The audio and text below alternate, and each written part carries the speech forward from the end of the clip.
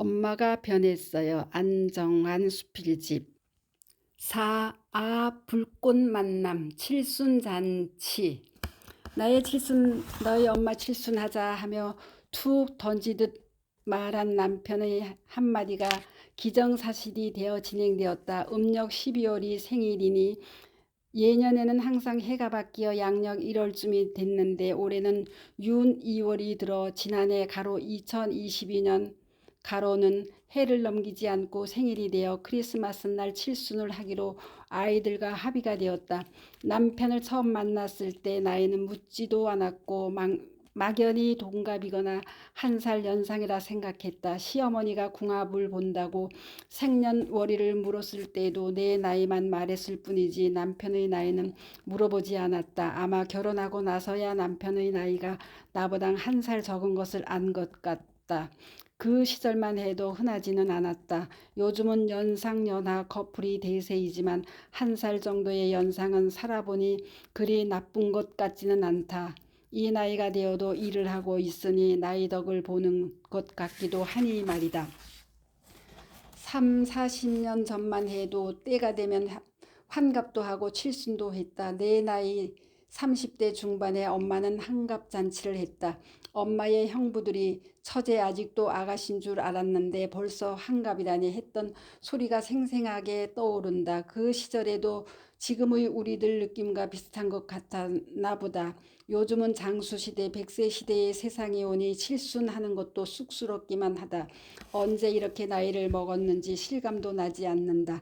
아직은 건강도 자신할 만한 마음은 청춘인데 나이만 먹었지. 칠순이란 말은 꺼내기도 싫었다. 그렇지만 가족이 있으니 혼자만의 의지대로 되는 게 아닌 것도 많다. 칠수는 큰딸이 운영하는 자그마한 카페에서 하기로 했는데 엄마는 아무 걱정 말고 오기만 하면 된다고 했다. 차라리 남편과 둘이서 여행을 떠났으면 자식들이 덜 힘들었을 텐데 하는 생각도 했다. 나이를 먹는다는 것은 축하받을 일도 자랑할 일도 아닌데 오늘은 축하를 해준다니 어쩌겠는가. 들어선 카페에는 벌써 축하객들이 와 있었다. 우리 직계 가족과 친정 남동생들 내외 사돈 조카 커플인데도 홀은 꽉 찼다. 양면벽에는 우리 부부와 손주들 사진 인생의 주인공은 당신입니다. 꽃보다 아름다운 그대란 글이 들어간 2개의 현수막이 걸려 있었다.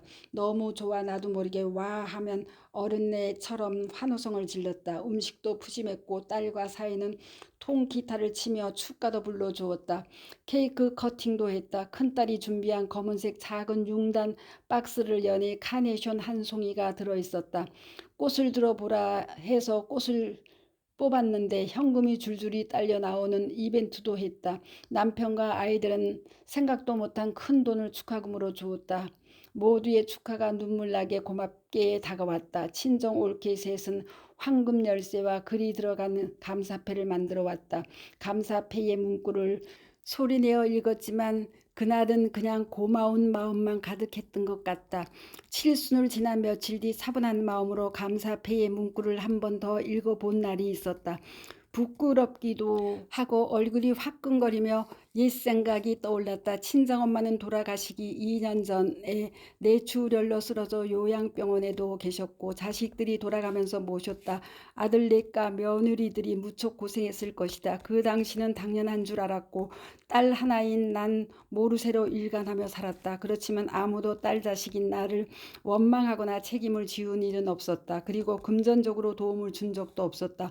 엄마는 하나뿐인 딸이 행복하기만을 바랐지만 기대에 못 미치는 딸이 되어 살아왔다. 돌아가시고 나니 더 이상 엄마를 보지 못한다는 생각과 서러움에 눈물만 보탠 것 같다. 조금 경제적 여유가 생길 때쯤에 엄마는 내 옆에 안 계셨다. 감사패. 젊음은 숫자가 아니라 마음가짐이란 말처럼 늘 젊은 사람 안경환, 한 사람의 여자로서의 당당하고 멋진 당신의 삶의 존경과 감사를 보냅니다. 현명한 아내로 어진 어머니로 삶의 통찰력 깊은 수필가로 당신은 우리 모두의 마음속에 사랑과 존경의 대상으로 자리 잡았지요. 다가올 많은 날에도 건강과 밝은 미소로 늘 함께 하기를 기도합니다.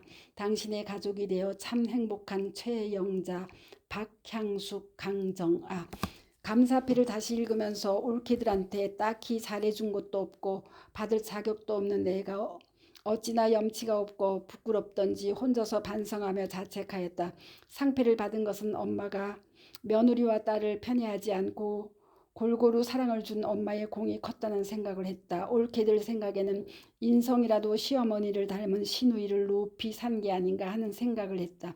남은 세월 부끄럽지 않으려면 동생들과 올케들에게 좀 더 잘하고 화목하게 지내야겠다고 마음먹었다. 1살 연하의 남편 칠순이 코앞에 와 있다. 좀 뜻있게 보내야 하는데 부담으로 느껴지는 것은 웬일일까? 받은 것을 도로 토해내야 하나? 어떻게 해야 하나 생각이 많아진다. 매도 먼저 맞는 게 낫다고는 하지만 칠순 매는 아닌 것 같기도 하다. 2023년 3월 50만 원. 세월이 흐르면 먹기 싫어도 먹어야 하는 나이. 준비도 없이 할머니가 되었다. 처음 서울에 이사 와서 큰아이 하나 키울 때 아이 셋을 가진 친구를 보고 어떻게 셋을 키우느냐고 한 적이 있다.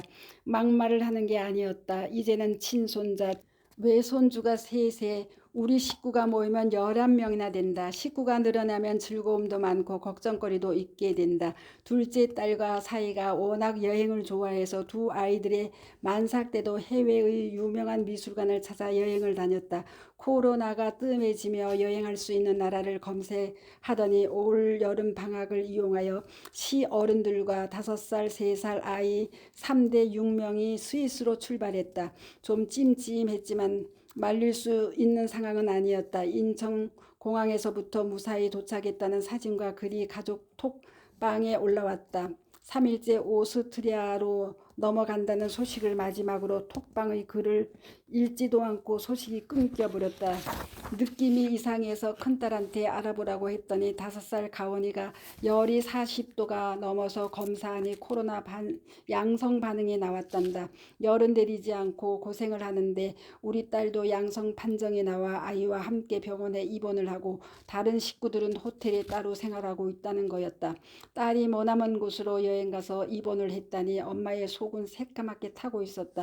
국내에 있는 것하고는 걱정 자체가 달랐다. 20일 만에 돌아왔는데 먹지도 못하고 고생을 하여 어른은 자동 다이어트가 되었고 아이들은 말라서 불쌍할 정도라 했다.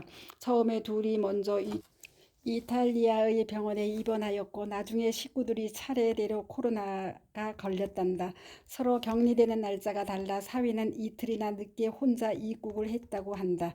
우리가 걱정하는 만큼 나쁘지는 않게 여행을 했단다. 다행이라 생각했다.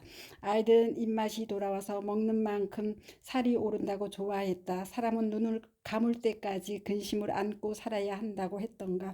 자식들 키울 때도 나름 힘들었지만 지나고 나니 행복했던 때가 더 많았던 것 같다. 내리사랑이라고 손주들에게 걱정할 일이 생기면 더 안쓰럽고 애틋하다.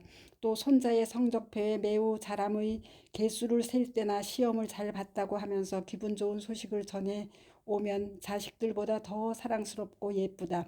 둘째 딸과 사이는 미술을 전공했다.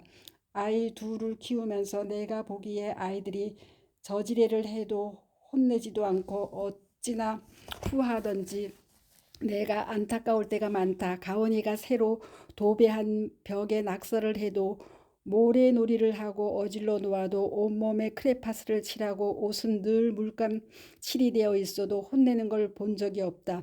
어느 날은 낮잠 자는 제 아빠의 얼굴에 대고 샤넬 립스틱이 달아서 쓰지 못할 때까지 얼굴 전체를 빨갛게 칠한 적도 있었다. 이게 사랑인지 자율학습인지 알 수가 없었다. 가끔 작은 종이에 낙서 같은 가온이의 그림을 냉장고나 방문짝에 붙여놓기도 했다. 내 눈에는 그냥 평소 5살 또래의 그림이었다. 며칠 전 가온이가 그렸다며 그럴듯한 그림이 올라왔다. 가온이의 하나뿐인 이모 가로 큰딸 가로가 그림에 반했다며 팔라고 했다. 어느 날 가온이가 캠퍼스를 설치해 달라고 했단다. 집에 가지고 있는 것은 실크로 된 비싼 거라서 없다고 하니 엄마 작은 방 거울 뒤에 있잖아 했다는 거였다. 할 수 없이 내어주었는데 무지개 세상이란 가온이의 1호 그림이 나왔다는 거였다. 이모가 탐을 내니 가원이 엄마 가로 작은 딸 가로든 농담처럼 100만 원이면 판다고 했다. 이모가 가원이랑 통화를 하면서 얼마면 되느냐고 물으니 50만 원이란 소리처럼 들려서 가격 결정이 났다고 한다. 작은 딸은 팔지 않겠다고 했는데 어느새 사위가 그림을 표구집에 맡겨서 그림 형태를 갖추었다. 50만 원을 송금하고 그림을 받은 큰딸은 생각보다 훨씬 마음에 들었고 크기에 놀랐다고 한다. 어떻게 조그만 아이가 자기 키만큼 큰 그림을 그릴 수 있었는지 신기하다고 했다. 집에 걸려고 자리를 찾았는데 혼자 보기에 아까워 여러 사람이 볼 수 있도록 사업장에 앤디 워홀 짝퉁 그림을 내리고 그 자리에 걸었다고 한다. 그림을 볼수록 조카 가온이가 자랑스럽고 사랑스럽다고 했다. 이모와 조카와의 그림 거래를 보며 예전 일이 떠오른다. 대구에서 처음 서울 이사 와서 살 때 50만 원이면 방세 10달치가 되는 금액이다. 우리 아이들 유치원 다닐 때는 원비가 1년치도 넘는 금액이기도 하다. 가원 엄마 미대 다닐 때 등록금이 부족한데 학자금 대출은 생각도 못하고 한 학기를 쉬게 한 일 등이 떠오른다. 돈의 가치는 떨어졌고 살기는 좋아졌지만 5살 조카의 그림값 치고는 너무 큰 용돈을 준 것 같다는 생각을 해본다. 자매와의 우애, 가족의 사랑 없이는 될 수 없는 일이다. 가끔 트로트 신동 노래를 들으며 신통해 했는데 큰 딸은 가온이에게 소녀 화가 신동이라며 힘을 실어준다. 몇 개월 전만 해도 엄마 뚜이뜨 가로 스위스 가로 싫어 우리나라 우리 집에 가자고 했다던 가온이가 발음도 또렷해지고 많이 자랐다. 우리 집에 놀러온 가온이가 그림을 그리겠다고 하면 할아버지는 달력 뒷장을 뜯어서 내어준다. 할머니 눈에는 투정 부리는 5살 아기일 뿐이지만 아무래도 좋다. 눈먼 할멈이 되어도 좋다. 2022년 12월 인복 모바일로 부고를 받고 엉엉 울었다. 남편을 보낸 그녀와 통화를 하면서 눈물을 흘렸더니 그녀가 도리어 나를 달래고 있었다. 울지 마. 나도 울지 않잖아. 더 이상 아프지 않은 좋은 곳에 갔을 거야. 8년째 직장암을 앓다가 그녀의 남편 성 사장님은 속세의 끈을 놓았다. 그녀가 말했다. 나도 할 만큼 했으니 후회는 없다고 했다. 35년 전 올해 43살 되는 큰 아이가 유치원 다닐 때부터 알고 지내던 원아들 엄마들이 모임을 가지게 되었다. 처음에는 아이들을 유치원이나 학교에 보내놓고 한 집에 모여 믹스 커피를 타서 마시고 수다를 즐겼다. 차츰 시간 여유가 생기고부터는 명동에 있는 레스토랑에서 6명이 매달 만나는 정식 모임을 가졌다. 그중 마음 맞는 몇몇은 바로 이웃에 살고 있으니 거의 매일 만났다. 큰 시장을 몰려다니면서 옷도 사고 반찬거리를 사들였다. 그때만 해도 엄마들은 아이들 키우고 살림만 하는 주부였다. 2사람의 남편은 공무원, 4사람의 남편은 자영업자였다. 엄마들은 젊었고 세상이 내 것인 양 크리스마스 파티 막년회를 하는 날에는 마음껏 기분을 내며 30대를 즐겼다. 세월이 흘러 아파트를 분양받아 떠나기도 하고 바깥 일을 하는 주부가 되기도 하면서 그 동네를 떠나 뿔뿔이 흩어졌다. 그래도 모임은 열심히 했다. 세월이 흐르면서 매달 만나는 것을 2달에 한 번, 어느 때인가는 1년 중 가을, 봄 2번씩 12명이 만나는 부부 모임이 되었다. 아이들이 커서 대학을 졸업하고 하나둘씩 결혼을 하게 되고 손자녀가 생기고 자연스레 할아버지 할머니가 되어갔다. 머리가 휘어지고 주름이 늘어가면서 아픈 사람이 자꾸만 생겨났다. 나이는 속일 수가 없다. 그녀는 엄마들 중에 유일하게 나랑 동갑이다. 그래서 무언가 잘 통했다. 모임이 있을 때는 일부러 차 한 대는 세워두고 2집이 같은 차를 타고 4명이서 움직이며 소구의 말도 생각도 나누었다. 맛집을 찾아다녔고 부부 모임을 하면서도 해외여행도 함께 다녀왔다. 어느덧 70줄에 들어선 그녀의 남편 성 사장은 아픈 몸을 이끌고 2년 전 팔당댐 근처에 있는 장어집에서 만났다. 그게 부부 모임의 마지막이 되었다. 코로나라는 역병이 만남을 방해하는데 한몫하기도 했다. 한 사람의 아픔 때문에 전체가 흔들렸다. 건강은 아무리 강조해도 지나치지 않았다. 몇 해 전에는 성 사장과 또 한 분의 칠순에 맞춰 해외여행을 계획했다가 취소했다. 23년 전 98학번 큰딸이 K대 미대 의상 디자인 학과에 합격했다.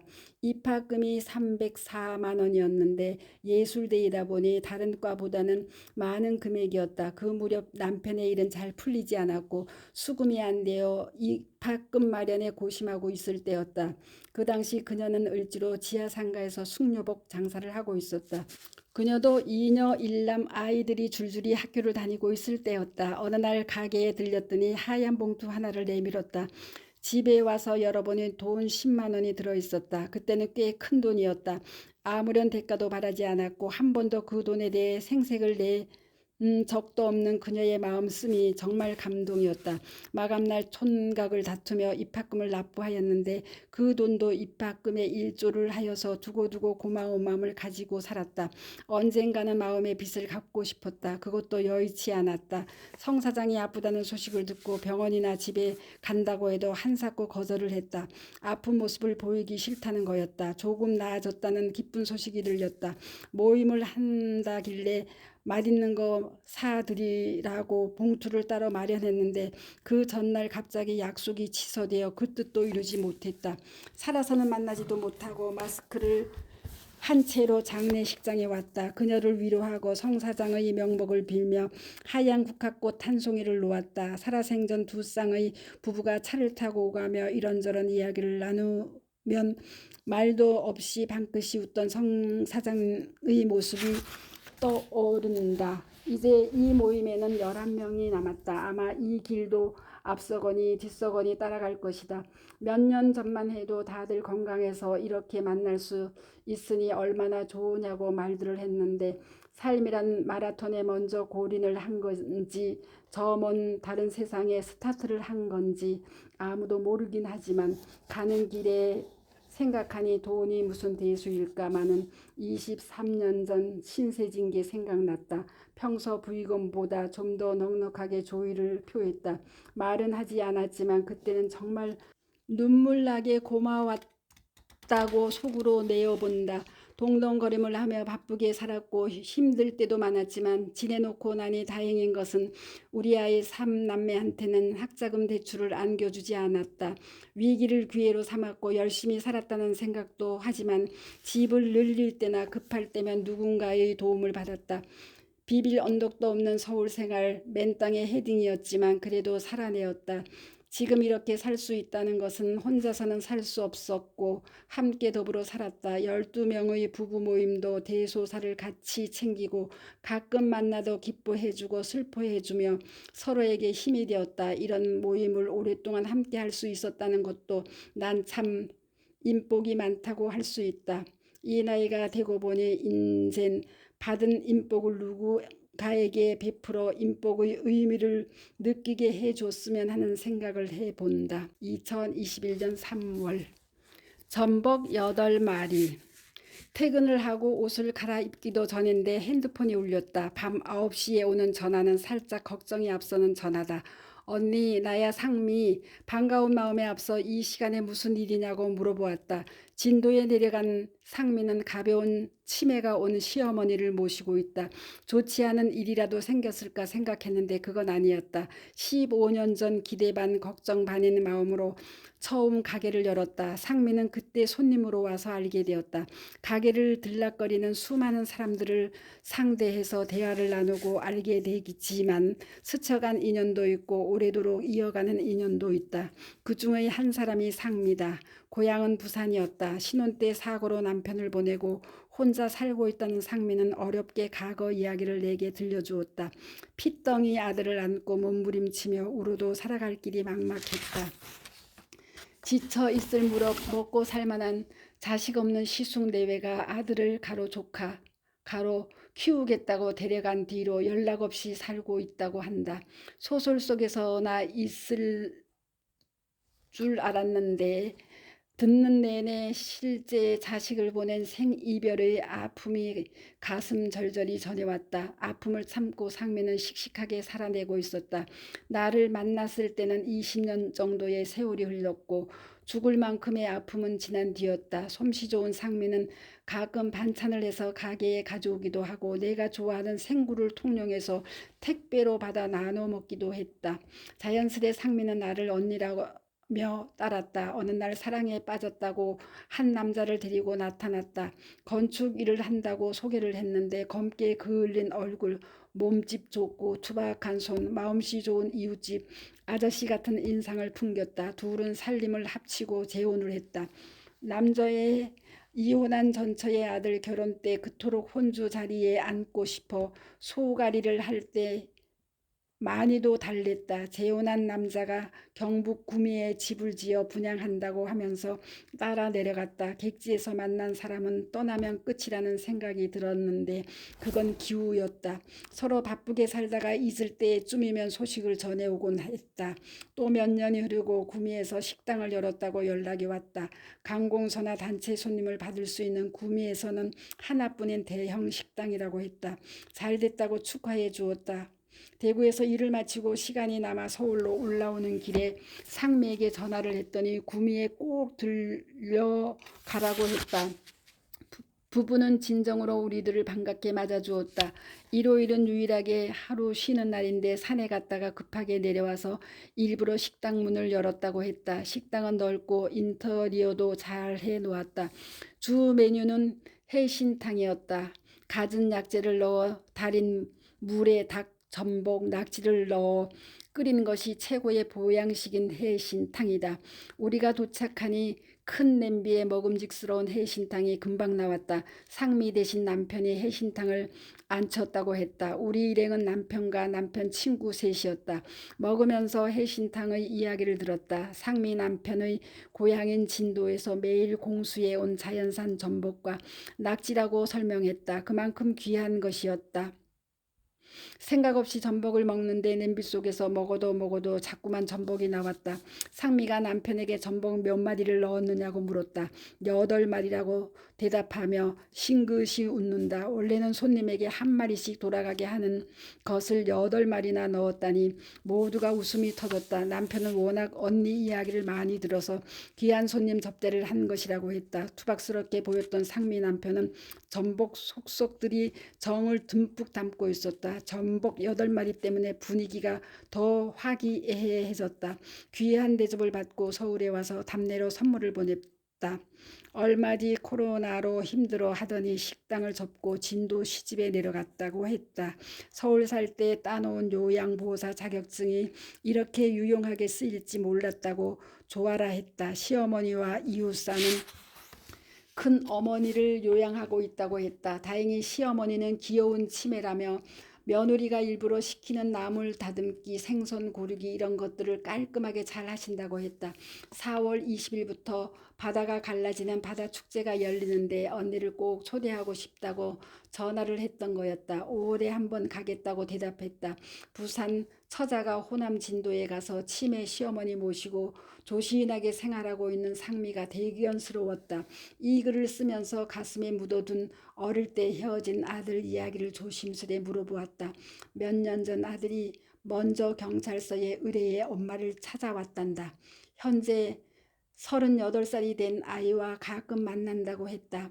내일처럼 기뻤다. 다음에 진도에 가면 밤새워 긴 이야기 나누어야겠다.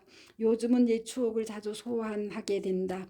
몸무게보다 추억이 무거워지면 먹을 만큼 먹은 나이라는 말이 떠오른다. 2023년 4월. 정체성. 사람들은 만나면 흔히들 좋아하는 게 무엇이냐, 취미가 무엇이냐고 묻는다. 크는 아이들한테는 좋아하는 과목이 무엇인지, 앞으로 무엇이 되고 싶느냐고 물어본다. 자식이나 손자들에게는 기대하는 것도 많았고 자신들이 좋아하는 것을 하라고 권했다. 그렇지만 정작 나는 한 번도 무엇이 되겠다는 생각을 한 적이 없는 것 같다. 뚜렷한 목표나 계획도 없이 살아온 것 같은 생각이 드는 요즘이다. 어쩌다가 50대 후반에 글쓰기를 배웠고 글을 쓰고 있지만 걸작을 기대하기도 어렵고 가끔은 한계를 느끼기도 한다. 멍자를 붙여 모닥불을 보면 불멍, 물을 보면 물멍, 사물의 이름 뒤에 멍자를 붙이는 캠핑족의 신조어가 되어버린 멍 때린다는 멍이 요즘 유행이다. 어찌 보면 평소에 모든 것을 내려놓고 한가하게 여유를 즐기는 것 같아 멍 때린다는 것이 좋아 보이기도 한다.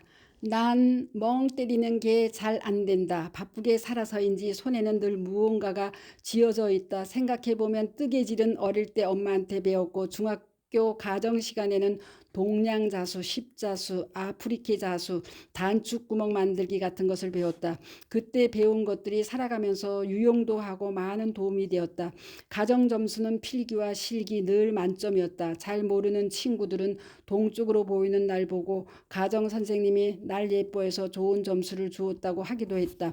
부모에게 좋은 재능을 물려받았지만 쓸 줄을 몰랐다. 창작을 하고 개발을 했다면 더 잘 되지 않았을까 하는 생각이 이 나이에서야 드는 걸 보니 이제 철이 나는 걸까. 겨울방학이 시작되어 동지가 지나고 크리스마스 이브날 밖에는 하얗게 눈이 소복소복 쌓이고 있었다. 아버지가 대구에 출장을 다녀오시면서 가정시간 가재물로 사오신 새하얗고 도톰한 옥수포도지를 방바닥에 펼쳐놓았다. 친구들과의 크리스마스 약속도 잊은 채 연보라 진보라 색실로 한 올 한 올 시간 가는 줄도 모르고 술을 놓았다. 나무 형상을 한 보라색 나무들이 가로수가 되어 치마 밑단에 줄지어 섰다.